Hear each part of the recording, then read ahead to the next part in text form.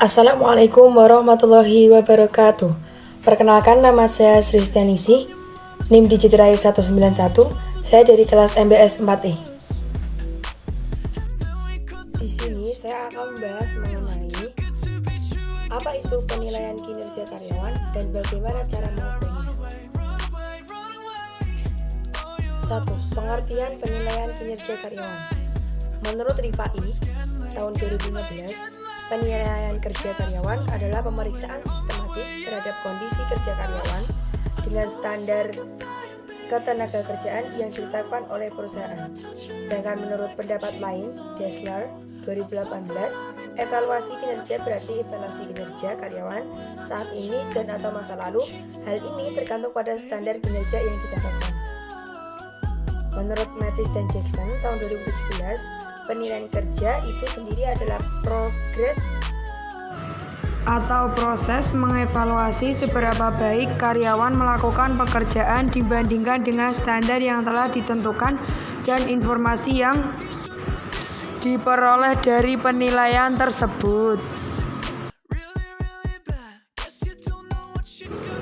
Nah, dari beberapa pendapat para ahli di atas dapat ditarik kesimpulan bahwa penilaian kinerja adalah suatu proses penilaian atau evaluasi kinerja karyawan yang bekerja di suatu perusahaan dalam jangka waktu tertentu.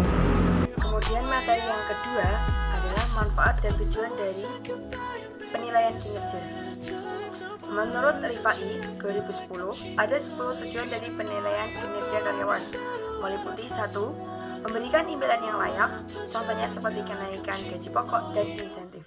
Kedua, mengetahui tingkat prestasi karyawan. Yang ketiga adalah memperkuat hubungan karyawan lewat diskusi performa kerja. Yang keempat, mendorong tanggung jawab karyawan. Yang kelima, meningkatkan motivasi karyawan. Yang keenam, meningkatkan etos kerja. 7. Membedakan masing-masing karyawan. 8. Sumber informasi untuk perencanaan sumber daya manusia dan karir kerjanya. Adapun manfaat yang didapatkan dari penilaian kerja menurut Rifai tahun 2013 yaitu 1. Sarana peningkatan kinerja dengan mengidentifikasi kebutuhan pengembangan yang dapat mendukung penilaian kinerja karyawan. Yang kedua, memudahkan dalam menentukan penempatan, promosi, transfer, dan demosi. Yang ketiga, sarana perbaikan kinerja karyawan. Yang keempat, melatih dan mengembangkan kemampuan karyawan. Yang kelima, membantu Departemen HR atau HRD dalam mengidentifikasi keberhasilan fungsi departemen. Dan untuk materi yang terakhir yang akan kita bahas adalah mengenai tahapan penilaian kinerja untuk karyawan. Secara umum, ada 5 tahap tinjauan kinerja yang digunakan perusahaan untuk mengevaluasi karyawannya. Yang pertama yaitu menentukan standar penilaian kinerja. Menetapkan standar evaluasi kinerja dilakukan untuk memastikan bahwa tujuan dan strategi organisasi terpenuhi. Agar standar-standar ini objektif, mereka harus SMART yang berarti spesifik, terukur, dapat dicapai, relevan, dan terbatas waktu. Yang kedua, menginformasikan standar penilaian kinerja. Agar efektif, standar penilaian kinerja harus dikomunikasikan dan dipahami dengan jelas oleh karyawan. Komunikasi ini harus membuat karyawan memahami apa yang sebenarnya diharapkan perusahaan dari karyawannya. Mengukur penilaian kinerja karyawan. Kinerja seorang karyawan yang mudah diukur adalah memiliki format numerik, misalkan kuantitas dan kecepatan waktu.